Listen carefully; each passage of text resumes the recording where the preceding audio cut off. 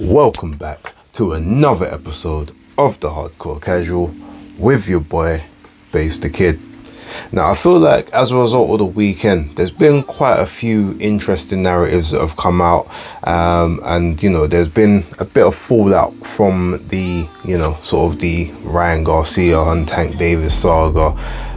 So I thought, you know what, let me just give a quick summary of a few things, my thoughts, and we'll see what we make of it. So with that being said, let's get into it. Okay, so early indications suggest that the Tank Davis and Ryan Garcia fight, pay-per-view wise, within the US and Canada, has pulled in between 600,000 and 700,000 pay-per-view buys. Now that's actually about 100k more than I was expecting, especially if it's closer to 600. If it's actually 700, that's very, very impressive. I mean, it does go to show kind of when you put two people in the ring that the audience kind of want to see, that you kind of get the results. So you would think to yourself, all right, well, hopefully moving forward, this basically means that if you get more of the best fighting the best, or the names fighting the names at least, then you'll kind of get in and around where you need to be. Maybe not necessarily always pay-per-view, because not every fight belongs on pay-per-view, but it just gives it more metrics. You put more eyes on the sport and the people that are watching. That being said, though, again, as I said on Sunday, and this is this has to be stated numerous times, like, people can't look at that number and attribute that solely to Tank Davis, because we know the numbers that he does usually when he has an opponent within the ring. It's normally between 175 and 275,000. So whatever else you get on top of that, you have to apportion at least 50% to Ryan Garcia. A lot of people said that their daughters and stuff was like, never really care about boxing, or their wives and girlfriends, but let's purchase this Ryan Garcia fight. I don't know how many of them were saying let's purchase this Tank fight. So the interesting thing, as I said before, will be what he does in his next fight, whenever that may be, and how long it takes either one of them to get out again, because as we know, Tank has got his hearing, the court hearing, next month, and obviously we don't know what's going to happen there, if he's going to serve any jail time, if he's going to be on house arrest, if they maybe give him a suspended sentence or backdated. That's probably going to be best case scenario for him, and then he'll have to get out again, and then when he gets out again, we can see what he does in his next pay-per-view outing, because he's always going to be a pay-per-view draw or attraction at this point, and I'm sure they'll start talking about the gate numbers and the attendance, but if the pay-per-views go back down to like 200, 210, 220, then ultimately we kind of know where he is, unless he's in there with a real recognizable star, or like a star of the division. And the only way that happens is if the team are willing to get him in with those guys. He's technically not a part of TMT Promotions anymore, Mayweather Promotions as well, so we'll see if he's just gone directly with Al Heyman and PBC now with Tom Brown Promotions. So yeah, that's fine. We'll find out exactly what happens within the next one. Maybe he will start to take more of the tests, seeing that he feels that he's suitably ready, and he's kind of can be let off the leash and no longer sort of be under the I won't say control, but the careful advisement of Leonard Ellaby and Floyd. But yeah, we'll see what happens with that. But those pay-per-view numbers, based on early projections, definitely very, very good, very promising, and both guys can they can both be extremely happy with what they managed to pull off. Look, let's address this second part now, with Gervonta Tank Davis being the face of boxing. I think if you would have said that he is a face of boxing, you might have been able to kind of get away with that. But saying he is the face now, after beating Ryan Garcia, who again wasn't that far removed from a prospect, and had to use every conceivable advantage, you know, he could during negotiations, and then supposedly have spies in the camp or moles in the camp, all of that for, you know, someone that's leagues below you anyway. Like, it's, yeah, that's not really face of boxing tactics. But if we just look at his metrics overall, right? Now, he does very good gates and he does very good attendances wherever he goes, but he's not paid like he's the face of boxing. He doesn't make as much money as Canelo, doesn't make as much money as Anthony Joshua, doesn't make as much money as Tyson Fury. I would hazard that he probably doesn't make as much money as Deontay Wilder at this point either. And I definitely know prior to this Ryan Garcia fight, he wasn't making more money than Devin Haney or Terence Crawford. So how do we determine the face? Is he the most recognizable? Is he the most marketable? Well, he has no sponsorship deals. The face of boxing, or the face of any sport, is usually an ambassador, like dripping in different sponsorships and advertisements. I can't even see normally you'll get like a spirits deal or like a champagne deal at an absolute minimum. That's normally what they attribute to, boxing for some reason. Yeah, from what I can see, there's no sponsorship deal there. So how are you the face when big brands aren't, desperate to work with you? Now, part of that, obviously, you could say that he got it from the mud. He's not the corporate type, which is fine. You ain't got to be. But Mike Tyson had sponsorship deals when he was the face of boxing back in the late 80s. George Foreman had the grill and also had other sponsorship deals when he came back. So Roberto Duran, he had several sponsorships. Oscar De La Hoya was dripping in them. Floyd Mayweather, you had several big sponsorship deals. Weren't the hugest for him because he got a lot of his money just basically on fight night, but he still had those deals. So on that particular part, I've got to say, well, you can't be the face if big brands don't want to work with you. So there's that. Secondly, if we're doing it based on, well, he's a draw, he's an attraction. All right, well, in that second Wilder and Fury fight, when they did 850,000 pay-per-view buys, neither of them was called the face of boxing after that fight, and they done more pay-per-view buys than you've just done. In their second fight was supposedly around about 600,000 there. Again, they weren't known as the face. Canelo Alvarez legitimately is still the face of the US market, at least. Unfortunately, because he's still pulling in those big time numbers. Now, it will be interesting to see what happens with the Ryder fight in terms of what kind of metrics that pulls up for you to then say, oh, is he actually on the decline? Is his star power waning or whatever? But Canelo Alvarez versus Caleb Plant, where he done 800 and something thousand, that was purely done off the back of Canelo Alvarez's name, because nobody knew Caleb Plant. We saw that him versus David Benavidez allegedly done under 100k, so neither of them had any draw power, and that was a fight that was marinated for 5 years.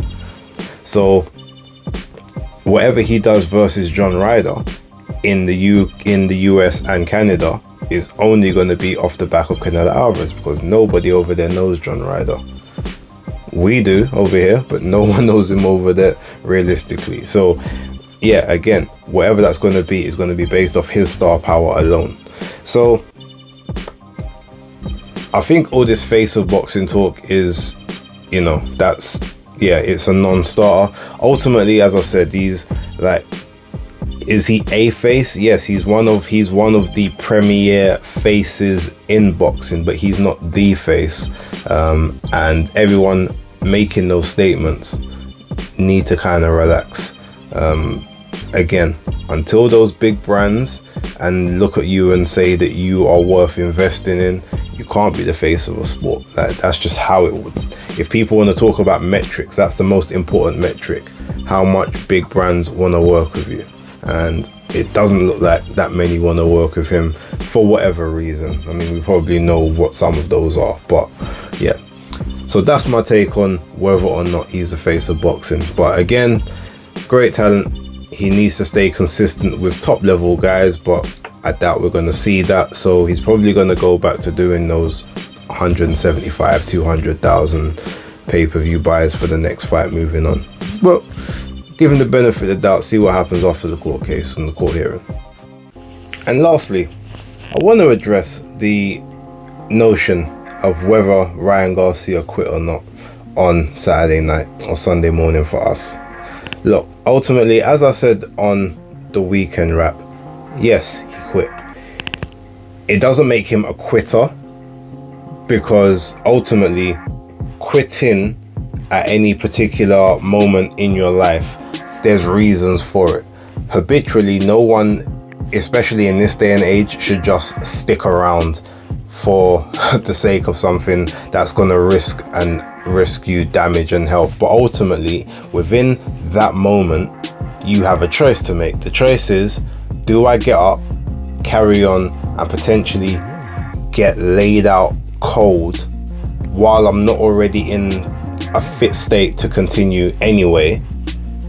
Or do I preserve myself with enough sort of credit in the bank based on everyone's knowledge of the catch weight and the rehydration clause and all the other stuff, like for me to say, boy, I wasn't at my best.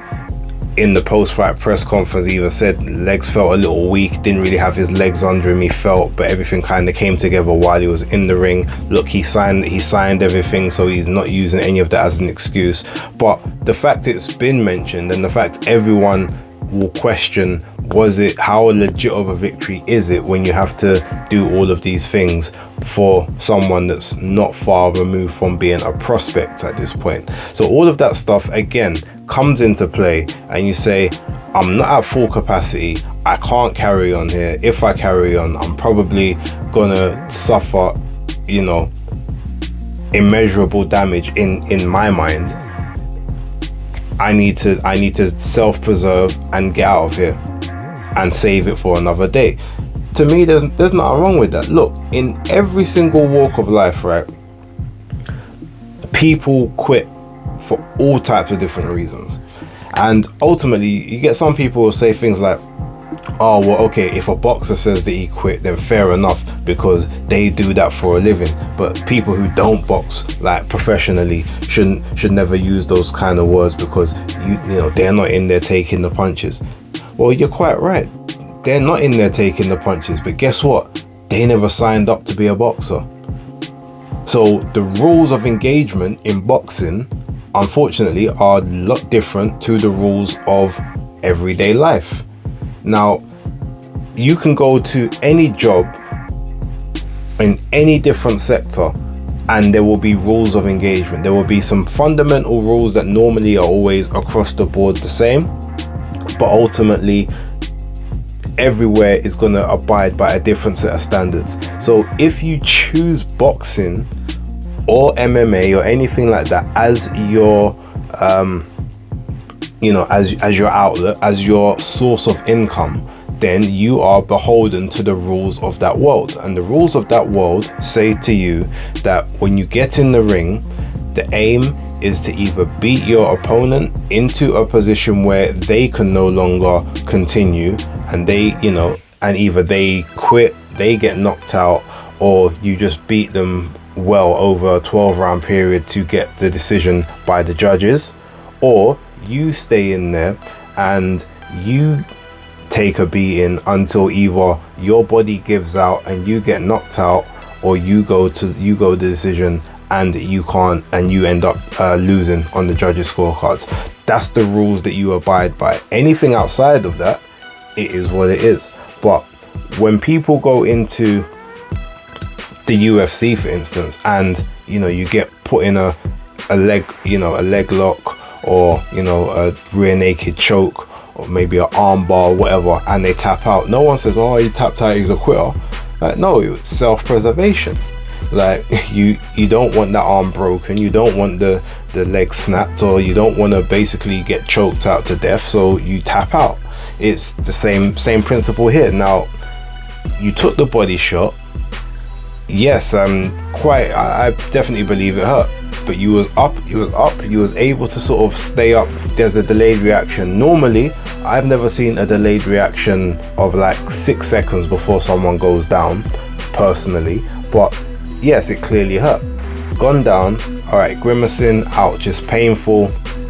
It's painful, but when the referee gets to about sort of 6, Rand, like, he's looking up, he's smiling a bit. He's like, okay, I could probably get up here, but I'm weight drained, I'm dehydrated, like, I don't feel great. I've already been knocked down once. Chances are, if I get up right about now, I'm about to get cleaned out, or maybe I'm about to get something broken, because it probably feels like it's about to break right now. So something, and I don't want that for myself. So he's looked at it, he says, you know what, self-preservation, let me take this one and then I'll go again. As I said, he had enough credit in the bank with people who didn't, who obviously were already gonna say the victory was tainted due to all the other measures that took place during the negotiations. So I'm gonna ride this one out, and I'm gonna come back stronger, when I'm fully fit. And chances are, in the next time that happens to him, I guarantee he probably gets up. He either gets up, or he like properly gets debilitated, where he's writhing in pain on the floor and can't move, and the referee just has to wave it off. Similar to Liam Smith when he took the body shot from Canelo back in 2014, I think it was. So yeah, like, ultimately, that's my kind of thoughts on it. Did he quit? Yes. Does that make him inherently a quitter? No. Like, it was self-preservation, and ultimately, when it comes down to it, if that becomes a pattern moving forwards, then all right, that's when you can maybe say quitter. But English language, quitting, deciding to no longer continue whatever process, yeah, that's not the literal English definition on the dictionary, but that's basically where it was. He decided in that moment, no more, like, live to fight another day. Yes, he quit in that moment. It doesn't make him a bad guy, and it is what it is. And ultimately, people are gonna have their opinion, as I said before. So all of this are, if you don't get in the ring, you don't have the right to say that kind of stuff. Yeah, that's BS, because in every walk of life, there's a metric to follow. Some people have stayed in jobs they've hated for years and years and years on end, just because it puts food on the table, and they stick it out, and they never quit that job.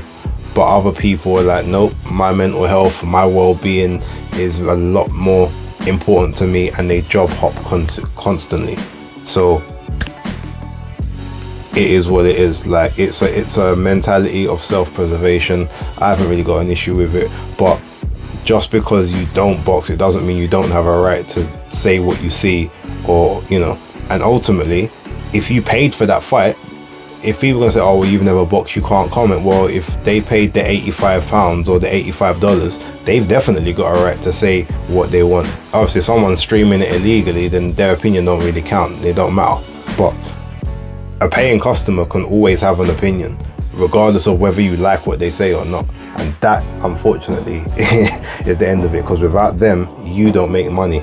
So if they want to criticize you and say that you quit, or even call you a quit or whatever, well, unfortunately, they paid for your services, and in that time, that's the opinion that they had of your service. It's that simple.